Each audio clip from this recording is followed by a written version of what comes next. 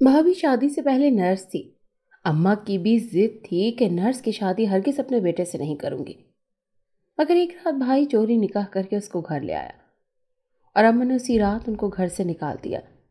3 साल बाद मैंने पहली बार अपनी भाभी का चेहरा देखा तो होश उड़ गए, क्योंकि वो नर्स नहीं बल्कि नर्स के रूप में।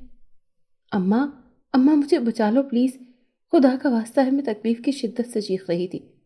मुझे अपनी जान निकलती हुई महसूस हो रही थी, लेकिन मेरी चीखें सुनने वाला कोई नहीं था। मैंने मौत को अपने बहुत करीब देखा और फिर मुझे अपना सांस रुकता हुआ महसूस हुआ।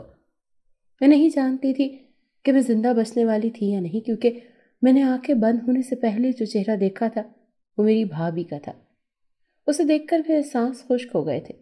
मैं नहीं जानती थी कि मैं कहाँ हूँ, लेकिन मैं इतना जान गई थी कि भाभी मुझसे अपना बदला लेने वाली थी। भाभी मुझ पर झुकी हुई थी। मैंने उसके चेहरे पर अजीब सी मायने खेज मुस्कुराहट देखी थी और फिर मेरी आंखें बंद हो गई। मैंने अपने आप को अंधेरे में पाया जहाँ कोई भी नहीं था, ना कोई मेरी आवाज़ सुनने वाला, न कोई मेरी मदद करने वाला। मैं बस यही सोच रही थी कि अम्मा के गुनाहों की सज़ा मुझे मिलने जा रही है। पर इसमें मेरा क्या कसूर था? जो किया था अम्मा ने किया था, और कभी कभी बड़ों के गुनाहों की सज़ा छोटों को भुगतनी पड़ती है, जैसे अब मेरे साथ होने वाला था। मुझे वो एक एक पल याद आ रहा था जब अम्मा ने एक मासूम लड़की के साथ, जो मेरी भाभी भी थी, बुरा सलूक किया था। आधी रात को उसको घर से निकाल दिया था। आखिर मेरी अम्मा ने ऐसा क्यों किया था, ये मैं आपको बताती हूँ। मेरी अम्मा शुरू से ही एक सख्त मिजाज और रख रखाव वाली खातून थी। उन्होंने हमेशा अपनी औलाद को खुद से एक फासले पर रखा था। हम 2 बहन भाई थे और दोनों अम्मा से बहुत डरते थे। भाई मुझसे बड़ा था, लेकिन अम्मा के सामने उसके सांस खुश्क हो जाते थे। हम अम्मा से ऐसे डरते थे जैसे बच्चे किसी जालिम टीचर से डरते हैं।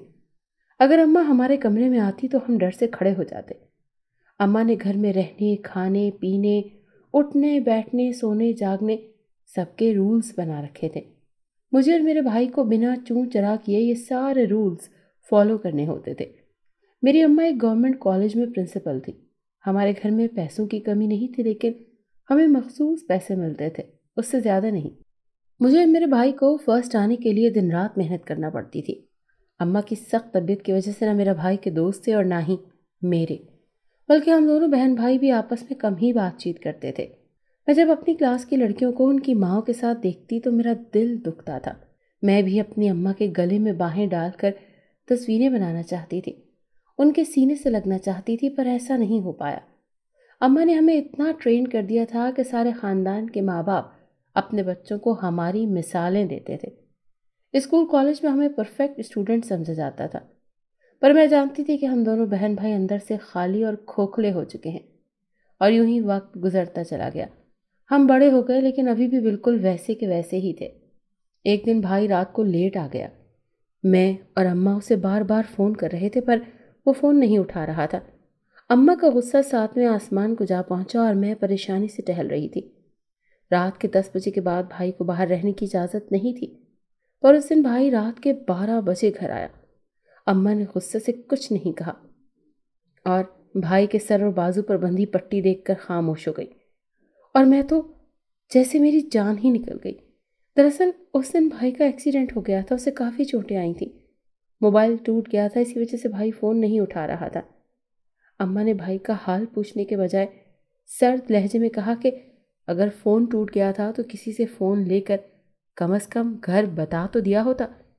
भाई खामोश रहा और मुझे अम्मा पर अफसोस हो रहा था, जिसे अपने बेटे की जान से ज़्यादा उसके लेट होने पर गुस्सा आ रहा था। अम्मा ने मुझे भाई को खाना देने का कहा और खुद थोड़ी देर भाई का हाल अहवाल पूछकर अपने कमरे में चली गई। मैं तेजी से भाई की जानिब बढ़ी और रोते हुए पूछने लगी कि चोट कैसे लगी, क्या हुआ? पर भाई ने कुछ नहीं बताया और कहा कि मैं ठीक हूँ, और फिर वो सोने के लिए चला गया। और फिर उसके बाद सब बदलता गया। अब भाई अक्सर लेट घर आता था और भाई के पास हमेशा कोई न कोई बहाना होता था।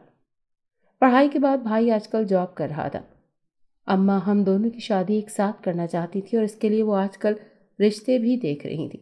भाई आहिस्ता आहिस्ता ठीक हो रहा था। उसने ऑफिस से छुट्टियां ले रखी थी। वो मुझसे आजकल बड़े अच्छे से बात करता और अब हमेशा उसके चेहरे पर एक मुस्कान रहती। اب وہ امی کی باتوں کا بھی زیادہ اثر نہیں لیتا تھا۔ میں بھائی کی خوشی کی وجہ نہیں جانتی تھی، پر میں اس کے لیے بہت خوش تھی۔ اور پھر ایک دن بھائی ایک لڑکی کو لے آیا۔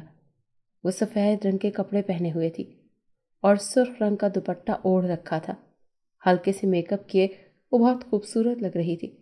اسے دیکھتے ہی میں ٹھٹک گئی۔ اماں نے غصے سے پوچھا کہ یہ لڑکی کون ہے؟ تو بھائی نے جواب دیا، یہ میری بیوی ہے۔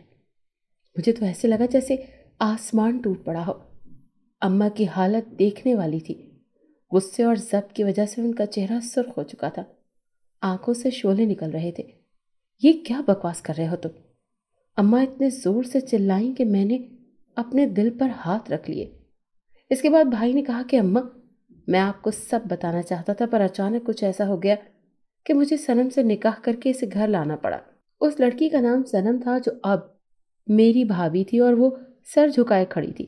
دراصل صنم ایک ہسپتال میں نرس ہے، اور وہاں بھائی بتا رہا تھا، پر اماں نے درمیان میں بات کاٹ دی۔ نرس؟ تمہیں ایک نرس ہی ملی تھی؟ اماں کا انداز اتنا حقارت بھرا تھا کہ بھابھی نے حیرت سے نظریں اٹھا کر انہیں دیکھا۔ اماں، میں آپ کو تفصیل بتانا چاہتا ہوں، بھائی گھبراہٹ میں بول رہا تھا، پر اماں نے جو کہا اسے سن کر ہم سب ساکت رہ گئے۔ میں نے تمہارے لیے لڑکی دیکھ لی ہے۔ میں کسی نرس سے شادی کی اجازت نہیں دے سکتی، اور نہ ہی اس لڑکی کو اپنی بہو مانتی ہوں۔ اماں نے سرد لہجے میں کہا تو بھائی بے یقینی سے اماں کو دیکھنے لگا۔ ماں جی، میں صنم سے محبت کرتا ہوں۔ اور بس یہ سننا تھا کہ اماں غضبناک ہو گئیں اور کہا کہ بس بند کرو اپنی بکواس۔ اس لڑکی کو ابھی طلاق دے کر گھر سے نکالو، ورنہ میں قیامت کے دن تمہیں اپنا دودھ نہیں بخشوں گی۔ یا خدایا، اتنی ظالم ماں! میرا تو دل پھٹ رہا تھا۔ بھائی کتنی ہی دیر اماں کو دیکھتا رہا اور پھر بھابھی کی طرف دیکھ کر بولا، میں نے کہا تھا نا، ہم کہیں اور چلتے ہیں، کیونکہ میری ماں کبھی بھی تمہیں قبول نہیں کرے گی۔ بھائی تکلیف بھرے لہجے میں کہہ رہا تھا۔ یہ سن کر بھابھی نے بھائی کا ہاتھ پکڑا اور کہا کہ میں یہاں سے چلی جاؤں گی۔ میں ماں بیٹے کے بیچ میں نہیں آنا چاہتی۔ میرے لیے اتنا ہی کافی ہے کہ میں آپ کے نکاح میں ہوں۔ بس مجھے طلاق مت دینا۔ اور بھابھی روتی ہوئی چلی گئی، اور بھائی وہ بھی گھر سے نکل گیا۔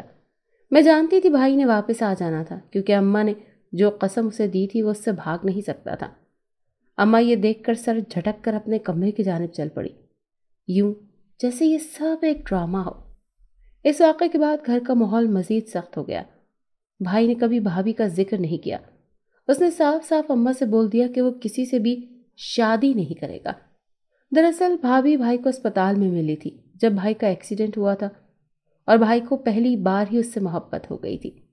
بھابھی جس اسپتال میں نرس کے طور پر کام کرتی تھی، وہاں کا ایک ڈاکٹر بھی بھابھی کو پسند کرتا تھا، مگر بھابھی کو وہ بوڑھا ہرگز پسند نہیں تھا جو پہلے سے شادی شدہ بھی تھا۔ وہ بھابھی کے ساتھ زبردستی شادی کرنا چاہتا تھا۔ بھائی نے جب اس نرس کی کہانی سنی تو اس کو بچانے کے لیے بھائی کو بھابھی سے جلد بازی میں شادی کرنا پڑی۔ بھائی کی تو شادی کامیاب نہیں ہو پائی، پر اماں نے میرے لیے لڑکا ڈھونڈ لیا اور شادی طے کر دی۔ میں نے لڑکے کو دیکھا بھی نہیں تھا۔ جس دن میری شادی تھی اس دن ماں نے مجھ سے کہا کہ میں نے تمہاری بہت اچھی تربیت کی ہے تاکہ مجھے کبھی کسی سے کچھ سننا نہ پڑے، اور میں چاہتی ہوں کہ تم اب اپنے سسرال میں ایسے رہو کہ مجھے شکایت کا موقع نہ ملے۔ میں نے جی کہہ کر سر ہلایا، کیونکہ میں اماں کی بات سمجھ چکی تھی، اسی لیے میں نے خاموشی سے سر جھکا دیا۔ میں رخصت ہو کر سسرال آ گئی۔ مجھے یوں لگ رہا تھا جیسے میں کسی قید سے آزاد ہو گئی ہوں۔ ایک عجیب سی خوشی مل رہی تھی۔ میرا شوہر ایک اچھا ہینڈسم نوجوان تھا۔ اسے دیکھ کر مجھے اماں کی پسند پر رشک آیا۔ بے شک اماں نے میرے لیے ایک پرفیکٹ میچ ڈھونڈا تھا۔ میری نئی زندگی کا آغاز بہت اچھے طریقے سے ہوا، پر اگلی صبح جو ہوا اس نے میرے ہوش اڑا دیے۔ ہم دونوں میاں بیوی سوئے ہوئے تھے کہ دروازے پر زور زور سے دستک ہونے لگی۔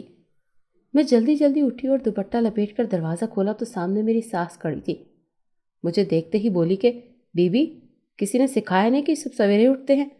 ان کی بات سن کر میں ساکت رہ گئی، اور تب سے مجھ پر زندگی مزید مشکل ہو گئی۔ میرا شوہر جتنا اچھا تھا، ساس اتنی ہی سخت مزاج تھی، بلکہ وہ میری ماں سے بھی 4 ہاتھ آگے تھی۔ بات بے بات ٹوکتی رہتی، اور ساس کو خوش کرنے کے چکر میں ہر وقت مشین بنی رہتی۔ شوہر صبح کام پر چلا جاتا اور میں سارا دن مشین کے ساتھ مشین بن کر کام کرتی رہتی، لیکن ساس کے منہ سے ایک لفظ بھی تعریف کا نہ نکلتا، بلکہ شوہر کے گھر آتے ہی ساس میری شکایتیں لگانا شروع کر دیتی۔ شوہر کمرے میں آ کر مجھ سے اپنی اماں کے رویے پر معافی مانگنے لگتا اور میں رونے لگ جاتی۔ مجھے اپنی اماں کا اپنی بھابھی کے ساتھ سلوک یاد آتا تو میں ڈر جاتی کہ بھابھی کی بد دعا نہ لگ جائے مجھے۔ شادی کے سال بعد جب میں ماں نہ بن پائی تو اب مجھے ساس کی طرف سے مزید تانے سننے کو ملتے۔ ساس مجھے اب ناکارہ عورت کہنے لگی تھی۔ میں گھٹ گھٹ کر روتی رہتی پر اپنی ماں کو کچھ نہ بتا سکتی تھی۔ اماں نے کہا تھا کہ شکایت کا موقع نہ دینا۔ میں دن رات اللہ سے دعائیں کرتی، آخر میری دعائیں رنگ لے آئیں اور میں امید سے ہو گئی۔ پر میرا وہ عمل ضائع ہو گیا کیونکہ ساس مجھے بہت زیادہ ٹینشن دیتی تھی۔ شادی کے 2 سال بعد پھر سے اللہ نے مجھ پر کرم کیا تو میں دوبارہ حاملہ ہو گئی، مگر اب کی بار میں قدم پھونک پھونک کر رکھتی تھی۔ خود کا پہلے سے زیادہ خیال رکھنا شروع کر دیا۔ میری ڈیلیوری کے دن نزدیک تھے۔ ساس نے ایک بار پھر سے روایتی ساس پن دکھایا اور رٹ لگا دی کہ بیٹا ہی ہونا چاہیے۔ اس دن میں سیڑھیاں اتر رہی تھی جب ساس جو میرے پیچھے آ رہی تھی غصے سے مجھے کاندھے سے ہلایا، پر میرا پاؤں پھسلا اور میں گر گئی۔ میرا بھائی اس وقت گھر میں داخل ہوا اور اس نے یہ منظر دیکھا۔ اس کے بعد مجھے تکلیف سے اپنی جان نکلتی ہوئی محسوس ہو رہی تھی۔ پھر میں بے ہوش ہو گئی۔ جب آنکھ کھلی تو مجھے اپنی بھابھی کا چہرہ نظر آیا اور مجھے لگا کہ جیسے بھابھی مجھ سے اپنا بدلہ لینے آ گئی ہو، اور پھر میری آنکھیں بند ہو گئی۔ پر جب آنکھ کھلی تو میرا سب کچھ لٹ چکا تھا۔ میرا بچہ نہیں بچا تھا پر میری بھابھی نے میری جان بچا لی تھی۔ سب سے پہلے میرا بھائی میرے کمرے میں آیا۔ میں نے روتے ہوئے سب اسے بتا دیا۔ میری ماں یہ سب سن کر ساکت ہو گئی۔ میری اماں پر چیخ پڑی کہ آپ کے گناہوں کی سزا مجھے ملی ہے۔ آپ نے جو بھابھی کے ساتھ کیا وہ سب میرے ساتھ ہو رہا ہے۔ کیسی ماں ہیں آپ؟ میں اپنی تکلیف بھی آپ سے بیان نہ کر پائی۔ میں نے جو سسرال میں سہا وہ اس لیے کہ آپ کو نہیں بتایا کہ آپ ناراض نہ ہوں۔ آپ کو اور اپنی ساس کو خوش کرنے کے چکر میں خود مر گئی ہوں۔ میری چیخیں پورے اسپتال میں گونج رہی تھیں۔ سیڑھیوں سے گرنے کے بعد میری کنڈیشن اتنی بگڑ گئی تھی کہ میرا بچنا ناممکن تھا۔ میرا بچہ تو پہلے ہی مر چکا تھا۔ یہ میری بھابھی کی مہربانی تھی جس کو اللہ نے فرشتہ بنا کر میری جان بچانے کے لیے بھیج دیا۔ میرے بھائی نے میری ساس اور شوہر کی خوب بے عزتی کی، حالانکہ میرے شوہر کا قصور نہیں تھا۔ اس کے بعد بھائی مجھے لے کر ایک الگ گھر میں آ گیا۔ دراصل وہ وہاں بھابھی کے ساتھ رہ رہا تھا اور اس نے یہ ہم سب سے چھپایا ہوا تھا۔ ان کا 2 سال کا بیٹا بھی تھا۔ بھائی اماں کا گھر ہمیشہ کے لیے چھوڑ آیا تھا۔ میں اپنے بچے کو یاد کر کر کے دن رات روتی رہتی۔ میں زندہ ہی نہیں رہنا چاہتی تھی پر بھابھی نے میرا بہت خیال رکھا۔ وہ انسان کے روپ میں فرشتہ تھی۔ اور پھر ایک دن ماں آ گئی۔ وہ آ کر بہت روئی۔ انہوں نے بھابھی سے، بھائی سے، مجھ سے، ہم سب سے معافی مانگی۔ اور بھلا کون اولاد اپنی ماں سے زیادہ دیر ناراض رہ پاتی ہے؟ ہم سب نے اماں کو معاف کر دیا۔ میرا شوہر کئی بار مجھ سے ملنے آیا پر بھائی نے انکار کر دیا۔ اور پھر مجھے اپنی نند کی خبر ملی۔ وہ ڈیلیوری کے دوران انتقال کر گئی تھی۔ میں نے درد سے آنکھیں میچ لی۔ جانے یہ عورتیں جو ساس بن کر اپنی بہوؤں پر ظلم کرتی ہیں، وہ کیوں بھول جاتی ہیں کہ ان کی بیٹیاں بھی ہیں؟ اور پھر وہی ہوا جس کا مجھے انتظار تھا۔ ساس روتے ہوئے میرے پاس آئی۔ اپنی بیٹی کو کھونے کے بعد اسے احساس ہوا تھا کہ میں بھی کسی کی بیٹی ہوں۔ ساس نے مجھ سے معافی مانگی اور میں نے انہیں بھی معاف کر دیا۔ بھلا کب تک میں اپنے گھر سے دور رہ سکتی تھی؟ بلکہ میں تو اللہ کا شکر ادا کر رہی تھی کہ اماں اور میری ساس کو عقل آ گئی تھی اور پھر سب ٹھیک ہو گیا۔ بے شک ہر مشکل کے بعد آسانی ہوتی ہے اور اب میری زندگی لگتا تھا کہ آسان ہونے والی ہے۔ بھائی کے کہنے پر میں اپنے شوہر اور ساس کے ساتھ اپنے گھر آ گئی۔ 2 سال بعد اللہ نے ننھے سے منھے سے نوازا تو گھر میں خوشیاں لوٹ آئیں اور ساس کی خواہش بھی پوری ہو گئی۔